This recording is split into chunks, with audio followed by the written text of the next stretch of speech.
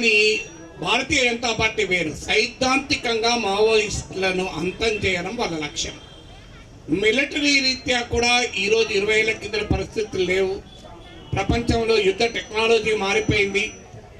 అలాగే ఈరోజు యుద్ధ భూమిలో కూడా వారికి ఆధిక్యత కనబడుతోంది కూడా, ఎందుకంటే మావోయిస్ట్ అగ్రనేతలు కూడా చనిపోయారు.